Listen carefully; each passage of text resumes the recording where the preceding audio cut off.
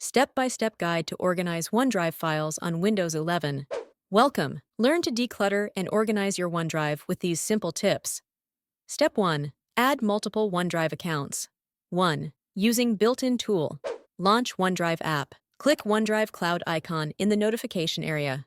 Go to OneDrive Help. Settings. Navigate to Account. Add an account. Enter credentials for both accounts. 2. Using third-party software. Choose reliable cloud management software. Create an account on its website. Add your OneDrive accounts to the platform. Step 2. Backup folders.